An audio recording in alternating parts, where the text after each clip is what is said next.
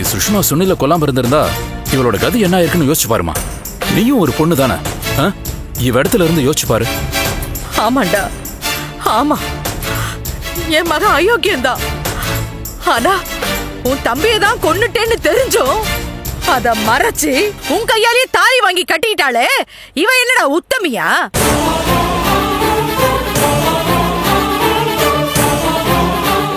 தன் பொண்ணு ஒரு கொலைகாரின்னு தெரிஞ்சும் அத மறைச்சு உன் தலையில கட்டி இருக்காளே அந்த ராஜலட்சுமி, அவ மட்டும் என்ன நல்லவளா?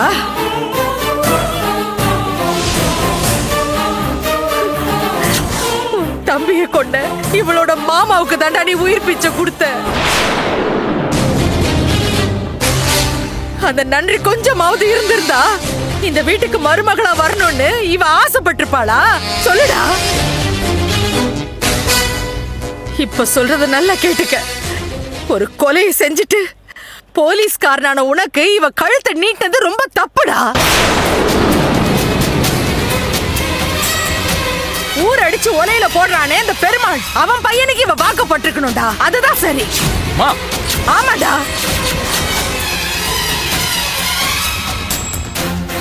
என் மக சாவுக்கு மட்டும் இல்லடா, பெருமாள் பையனோட சாவுக்கு இவ தானடா காரணம். ஒரு கொலைகாரிய நான் என் மருமகளா ஏத்துக்கவே மாட்டேன். இத பாரு, உன் பொண்டாட்டி உனக்கு முக்கியம்னா இப்பவே என் முகத்துக்கு நேரா சொல்லிடு. நான் எங்கேயாவது போறேன். அம்மா, கொலைகாரியோட ஒரே வீட்டுல என்னால வாழவே முடியாது. அம்மா விடுமா, ஏன் இப்படி ஒரு சிக்கலை நம்ம குடும்பத்துக்கு கொண்டு வந்து நிறுத்துறதுக்கு தான் சுனில் உயிரோட இருக்கிற மாதிரி நாடகம் ஆடி என் பையனை ஏமாத்தி தாலி கட்டிக்கிட்டா. புரியாம பேசாதமா. கல்யாண மண்டபத்துல சுனில் மாதிரி பேசுனது நான் ஏற்பாடு பண்ண ஆளு. சுனில் மர்டர் கேஸ விசாரிக்கிறதுக்காக போலீஸ் டிபார்ட்மெண்ட் போட்ட நாடகம் இது. டேய், உன் பொண்டாட்டி யோக்கியமானவளா இருந்திருந்தா அந்த போன் வந்திருந்தப்பவே சுனில் உயிரோட இல்ல, நான் தான் அவனை கொலை பண்ணேன்னு உண்மையை சொல்லி இருக்கணுமா இல்லையா? சொல்லலையே. அம்மா, என்ன இருந்தாலும் சுஷ்மா மயில நம்பி வந்தவ நம்ம வீட்டு பொண்ணுமா. முதல்ல உள்ள போ சொல்லுமா. முடியாதுடி. இந்த கொலைகாரி உள்ள வந்தான்னா நான் இந்த வீட்டுல இருக்க மாட்டேன். என்னம்மா அதெல்லாம்? ஏமா என்ன இப்படி சித்திரவதை பண்ற? நீதான்டா, நீதான் உன் பொண்டாட்டி பேச்ச கேட்டுட்டு எங்களை சித்திரவதை பண்ணிட்டு இருக்க. ஏண்டா, உனக்கு பெத்த தாயை விட உன் பொண்டாட்டி உனக்கு முக்கியமா போயிட்டாளா? ஐயோ அம்மா. மயில், என்னால உங்க யாரோட நிம்மதியும் கெட வேண்டாம். நான் என் வீட்டுக்கே போயிடுறேன். சுஷ்மா, அவசரப்பட்டு எந்த முடிவும் எடுக்காத. கொஞ்சம் பொறுமையா இரு. வேண்டாம், என்னால உங்களுக்குள்ள எந்த பிரச்சனையும் வர வேண்டாம். நான் கொலை பண்ணது உண்மைதான். அதுக்காக ஜெயிலுக்கு போகவும் தயாரா இருந்தேன். மயில் மன்னிச்சு ஏத்துக்கிட்டாரு. அது போதும் எனக்கு. காலம் பூரா நான் மயிலோட நினைப்பிலே வாழ்ந்துருவேன். சுஷ்மா, நீ எங்கேயும் போக வேண்டாம், இங்கதான் இருக்கணும். ப்ளீஸ் மயில். அத்தை கிட்ட ஆர்கியூ பண்ணாதீங்க. அவங்களுக்கு அவங்களோட மகன் முக்கியம். அவங்களோட நியாயம் எனக்கு புரியுது. நான் அவங்க மகனை கொலை பண்ணிருக்கேன். என் மேல அவங்களுக்கு கோபமும் வருத்தமும் இருக்கதான் செய்யும். அவங்க என்ன மன்னிச்சு ஏத்துக்கிற வரைக்கும் நான் காத்துட்டு இருக்க தயார்.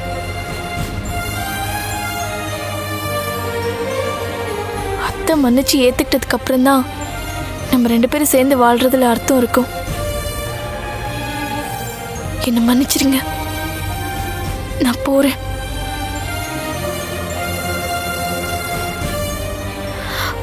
அத்தை, சுனில நான் என் கையால தான் கொலை பண்ணேன். அப்ப எனக்கு வேற வழி தெரியல. என்ன மன்னிச்சிருங்க.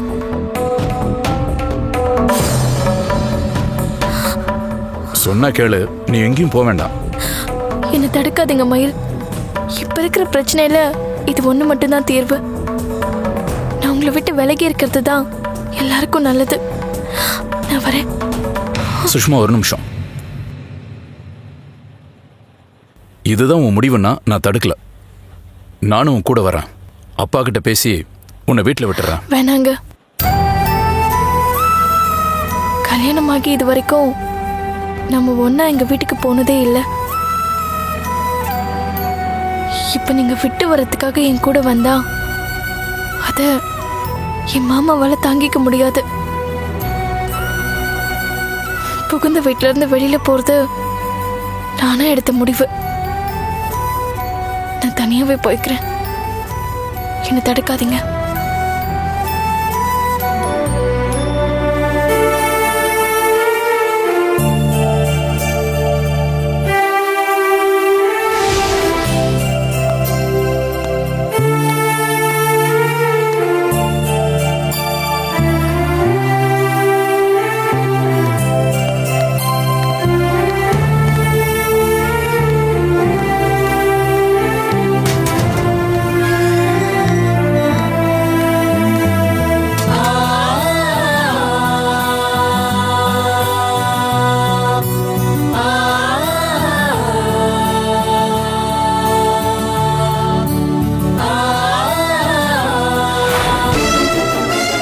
ராஜி, ராஜி, அம்மா ராஜி, நில்லுமா.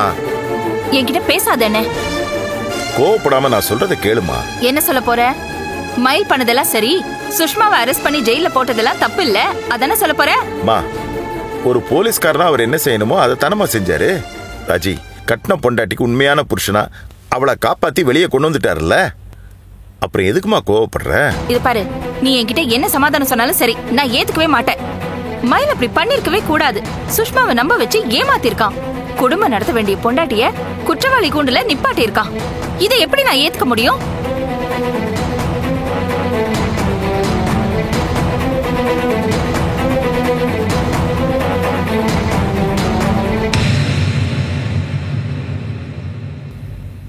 வாங்க மாப்பிள்ள, வாங்க டாக்டர். சாரி சார், நீங்க ஏதோ சீரியஸா பேசிட்டு இருக்கீங்க. நாங்க வேணா போயிட்டு அப்புறமா வர்றோம். அதெல்லாம் ஒண்ணு இல்ல, வாங்க. உட்காருங்க மாப்பிள்ள, உட்காருங்க டாக்டர். Thank you sir.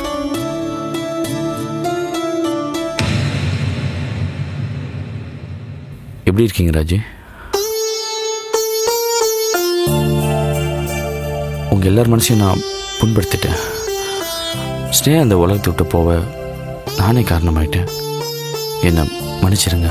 மாப்பிள்ள, நடந்து முடிஞ்சதை பத்தி பேசி இனிமே என்ன ஆக போகுது, விடுங்க. ஸ்னேகா நம்மளை விட்டு போனோங்கிறது விதி. அதுக்கு நீங்க என்ன பண்ண முடியும்? சார், அந்த கேஸ் முடிஞ்சிருச்சுல்ல, இனிமே சுஷ்மாவுக்கும் ராஜி மேடத்துக்கும் பிரச்சனை இல்லையே. மயில்வாகன ஜட்ஜு கிட்ட தனிப்பட்ட முறையில் பேசி இந்த கேஸோட டீட்டெயில்ஸ் எல்லாம் சொல்லியிருக்காரு. அதை வச்சு தான் ஜட்ஜு 2 பேருமே ரிலீஸ் பண்ணியிருக்காரு. நாம எல்லாரும் மயிலுக்கு தான் நன்றி கடன் பட்டோம். ஆமா, மயில இவர் மட்டும்தான் மெச்சுக்கணும். இத பாரு துவாரகேஷ், நீயே சொல்லு. சுனில் ஒரு பொறுக்கி. அவன் நம்ம சுஷ்மா கிட்ட தப்பா நடந்துக்க பாத்திருக்கான். ஆமா, அவ தன்னை காப்பாத்திக்கிறதுக்காக அவனை கொலை பண்ணிருக்கா. இதுல என்னப்பா தப்பு இருக்கு? இன்னைக்கு நீதிபதிக்கு தெரிஞ்ச நியாயம் மயிலுக்கு எப்படி புரியாம போச்சு? இப்ப பாரு, இந்த விஷயத்த அப்படியே விட்டுருக்க வேண்டாமா? இப்ப பாரு, ஊரெல்லாம் தெரிஞ்சு போச்சு. சுஷ்மா ஒரு கொலைகாரின்னு எல்லாரும் பேச மாட்டாங்களா? மற்றவங்கள பற்றி நமக்கு என்ன ராஜி? தான் சொந்த தம்பியை கொண்டு இருந்தாலும் அதை மன்னிச்சு சுஷ்மா ஏற்றுக்கிட்டாரு. இதுக்கு மேலே நமக்கு என்ன வேணும்? என்னை பொறுத்த வரைக்கும் மயில் செஞ்சதில் எந்த தப்பும் இல்லை. அப்படி சொல்லுங்க மாப்பிள்ள. என்ன, அவங்களுக்குள்ள ஏதோ சண்டை வந்துச்சுன்னு வச்சுக்கோயேன். அவங்க அம்மா சுஷ்மாவை பார்த்து நீ தானே என் மகனை கொன்னவன்னு பேசினா சுஷ்மாக்கு எப்படின்னே இருக்கும்? அதெல்லாம் போக போக சரியாயிடுமா. எல்லாத்தையும் மயில் பார்த்துப்பாரு. மாமா, உங்ககிட்ட ஒரு முக்கியமான விஷயம் பேசலாம் தான் வந்தேன். சொல்லுங்க மாப்பிள்ள. ஸ்னேகாக்கு நான் செஞ்ச துரோகத்துக்கு பராச்சித்தமா அவளோட ஆசைகள்லாம் நிறைவேற்ற போகிறேன். ஹாஸ்பிட்டல் நம்ம கைக்கு வந்துருச்சு. டாக்டர் சக்கரவர்த்தி தனியால் அதை மேனேஜ் பண்ண கஷ்டப்பட்டுருக்காரு. ஸ்னேகா ஆசைப்பட்டபடி நான் மறுபடியும் மேனேஜ்மெண்ட்டை ஏற்றுக்கலான்னு இருக்கேன். அதை பற்றி நீங்கள் என்ன நினைக்கிறீங்க மாமா? இதுல நான் நினைக்கிறதுக்கு என்ன இருக்கு மாப்ள? நீங்க இவ்வளவு தூரம் மனசு மாறி வந்ததே பெரிய விஷயம். ஸ்னேகா ஆசை நிறைவேற்றணும்னு நினைக்கிறீங்களே, அது போதும் மாப்ள. துவாரகேஷ், இப்பவே ஹாஸ்பிட்டலுக்கு போய் உங்க வேலையை ஆரம்பிங்க. ஸ்னேகா மட்டும் இல்ல, கஸ்தூரி அண்ணியோட ஆசீர்வாதமும் உங்களுக்கு இருக்கு. ரொம்ப சந்தோஷம் மேடம். சார், உங்களை நேரில் பார்த்து சொல்லலான்னு தான் வந்தோம். ஆமா, சக்கரை எங்க? ராஜி, நான் தாமா சொல்ல மறந்துட்டேன். சக்கரை மெடிக்கல் கான்ஃபரன்ஸ்க்காக டெல்லி வரைக்கும் போயிருக்காரு. ஓ மாமா, நான் நிர்வாக பொறுப்பு ஏற்றுக்கிட்டாலும் நீங்களும் ராஜியும் அடிக்கடி ஹாஸ்பிட்டலுக்கு வரணும். நான் வராம எங்க போறேன் மாப்ள? டெய்லி வந்துட்டு போறேன். அண்ணே, என்னம்மா? ஸ்னேகா தவறினதுக்கு அப்புறம் சம்பந்தி வீட்டுக்கு நாம போகவே இல்லை. போய் எல்லாரையும் பார்த்துட்டு வந்துருவோமா? அதுக்கு என்னம்மா, இன்னைக்கே போவோம். நீங்கள் 2 பேரும் வரீங்கன்னா அம்மா ரொம்ப சந்தோஷப்படுவாங்க. நாங்கள் கிளம்புறோம். சரி மாப்ள. வரேன் சார். வாங்க அம்மா. டாக்டர். வரேன் ராஜி.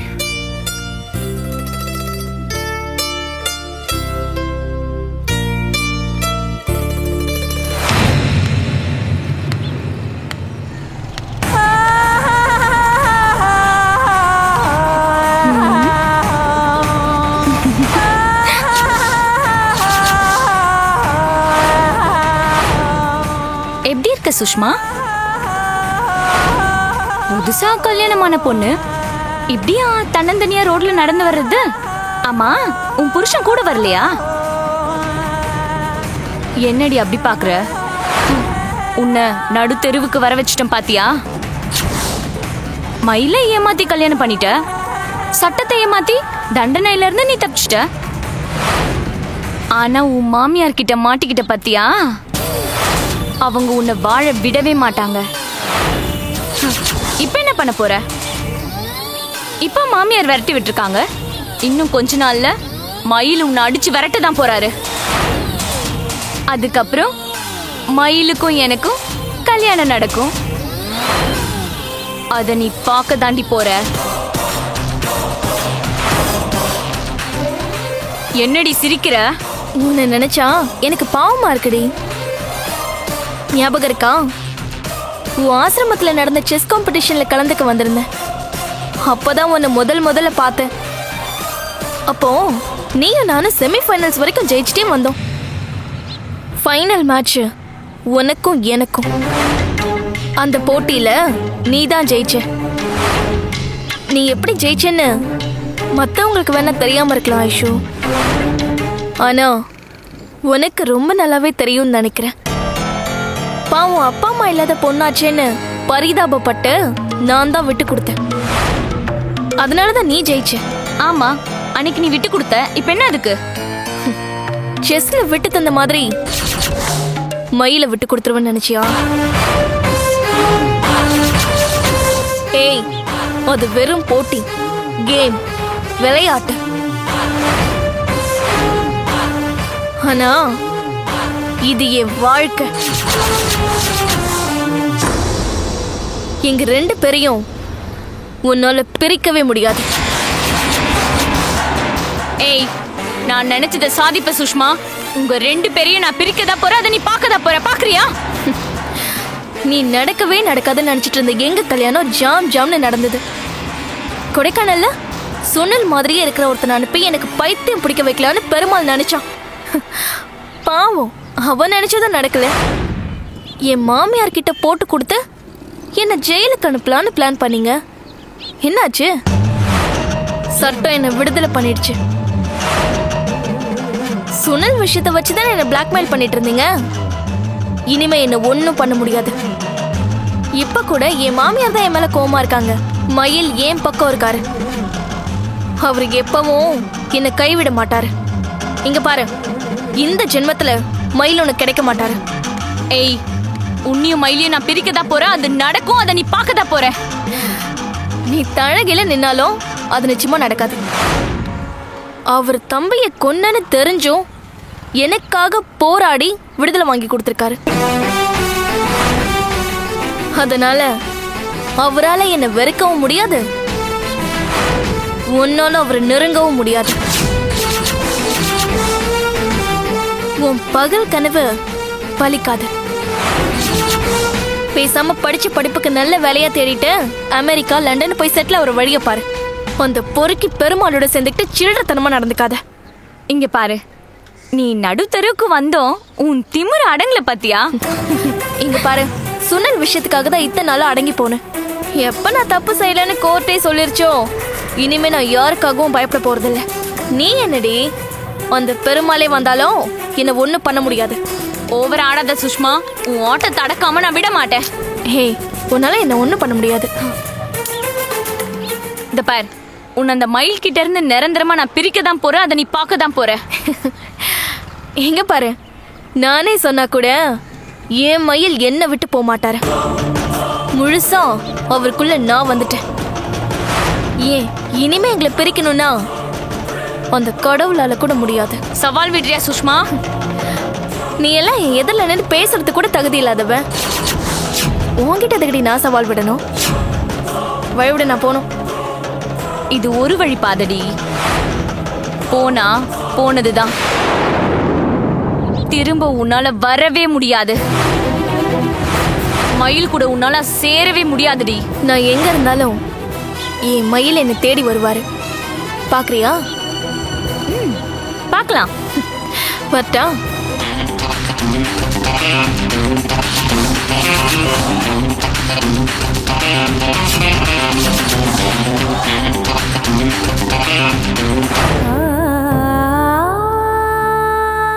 துவாரகேஷ்,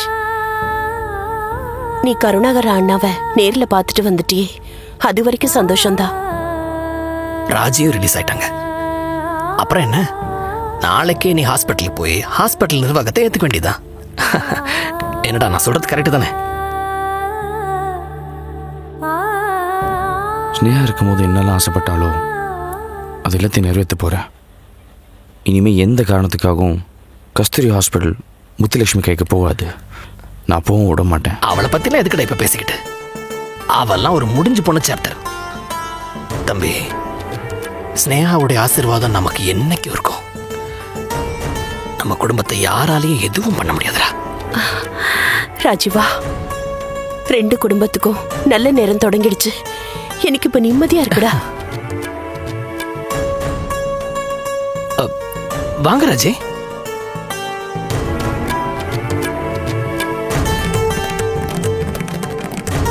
வாங்க வாங்க. என்ன நீங்க மட்டும் வந்திருக்கீங்க, மாமா வரல? இல்ல, அவர் ஒரு விஷயமா லாயரை பார்க்க போயிருக்காரு. ராஜி, என்ன மன்னிச்சிருங்க ராஜி. உங்கள் எல்லாரையும் நான் ரொம்ப வேதனைப்படுத்திட்டேன். துவாரகேஷ், நடந்தது நடந்து போச்சு. எதுக்கு நான் அதையே நினைச்சிட்டு இருக்கேன்? விடு துவாரகேஷ், இந்த நாளை என் வாழ்நாள மறக்கவே முடியாது. ஹாஸ்பிட்டல் நிர்வாகத்தை நீ ஏத்துக்கிறேன்னு சொல்லிட்டல்ல, இதுக்கு மேல எனக்கும் என் அண்ணனுக்கும் வேற என்ன வேணும்?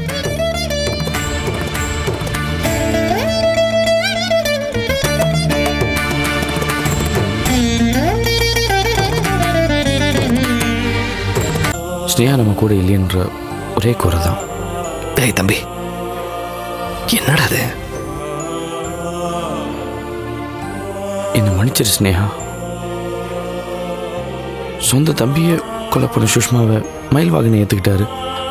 ஆனால் நான் மாமாக்காக நீ பண்ண தியாகத்தை புரிஞ்சிக்காம கொச்சப்படுத்திட்டேனே. இந்த உலகத்தை விட்டு நீ போகிறதுக்கு நானே காரணமாயிட்டேன். என்ன மன்னிச்சிரு துவாரகேஷ். அழாத துவாரகேஷ், அழாத. கடவுள் தனக்கு பிடிச்சவங்கள சீக்கிரமா அழிச்சுக்குவாருன்னு சொல்லுவாங்க. ஸ்னேகாவும் எங்க அண்ணி கஸ்தூரியும் சாமி ஆயிட்டாங்க. அவங்க ஆசீர்வாதம் எப்பவுமே நம்ம எல்லாருக்கும் உண்டு. அது மட்டும் இல்ல, ஸ்னேகா ஆசைப்படி பெத்த மகன் ஸ்தானத்துல இருந்து நீங்க தான் அண்ணனை பாத்துக்கணும். நீங்க கவலைப்படாதீங்க ராஜே. ஸ்னேகா இடத்துல இருந்து உங்களையும் மாமாவையும் பாத்துக்கிறதுக்கு துவாரகேஷ் இருக்கான். நம்ம குடும்பத்துக்கு பிடிச்ச எல்லா தோஷமும் போயாச்சு. இனிமே உங்க எல்லார் முகத்திலையும் சந்தோஷத்தை மட்டும்தான் நான் பார்க்கணும். நாளைக்கு மயிலையும் சுஷ்மாவையும் எங்க வீட்டுக்கு கூப்பிட்டு விருந்து வைக்கிறோம். அப்படியே ஹாஸ்பிட்டல் நிர்வாகத்தை முறைப்படி உன் கையில ஒப்படைக்கிறோம்.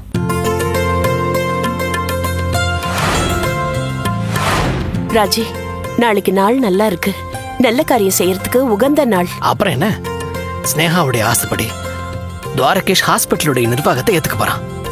அதுல ஒரு சின்ன திருத்தம். நிர்வாகத்தை மட்டும் இல்ல, ஹாஸ்பிட்டலையே துவாரகேஷ் பேர்ல எழுதி வைக்கலான்னு நானும் அண்ணனும் முடிவு பண்ணிருக்கோம். என்ன சொல்றீங்க? ஆமா, அதுக்கு தான் அண்ணன் லாயரை பாக்குறதுக்கு இன்னைக்கு போயிருக்காரு. நீங்க எல்லாரும் நாளைக்கு வந்துருங்க. கண்டிப்பா வந்துருவோமா? நீயும் தான். நான் வராமலையா? கண்டிப்பா வந்துருவேன். சரி, நான் கிளம்புறேன். வரேன் துவாரகேஷ். வாமா, அவங்கள அனுப்பிச்சிட்டு வந்துடுறேன்.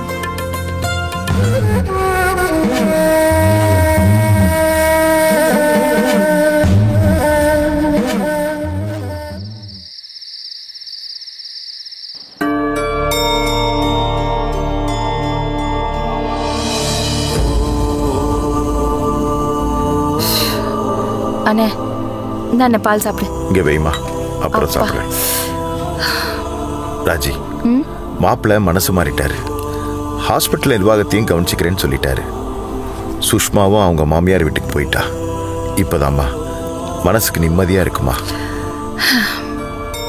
ஸ்னேகாவும் நம்ம கூட இருந்திருந்தா எவ்வளவு நல்லா இருந்திருக்கும்.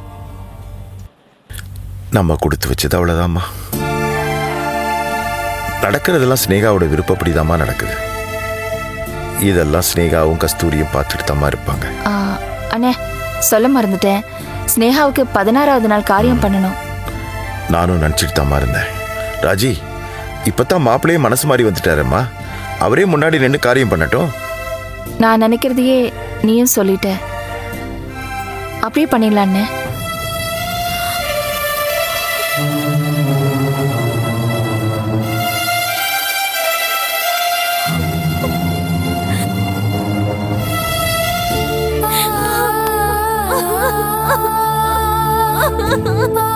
சுஷ்மா, என்னாச்சுமா? நீ மட்டும் வந்திருக்க, மயிலங்க? ஏய் ஏய், என்னடி என்னாச்சு? இப்ப எதுக்கு அழுவுற? என்ன நடந்தது? என்னம்மா? ஏய், என்ன? ராஜி, ஏன் அழறான்னு தெரியலையே. இருமா, நான் மயிலுக்கே போன் பண்ணி கேட்கறேன். வேண்டாம் மாமா, போன் பண்ணாதீங்க. எதுக்குடி? ஏம்மா, உனக்கு மயிலுக்கு ஏதாவது பிரச்சனையா? இல்ல மாமா. ஏய், இந்த நேரத்துல தனியா வந்திருக்கே, என்னடி சொல்லு.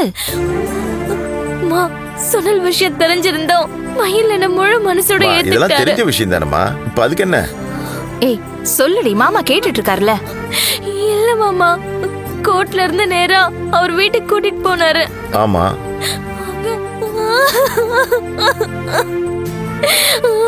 அவங்க அம்மா என்ன இனிமே வீட்டுல இருக்க கூடாதுன்னு சொல்லிட்டாங்க.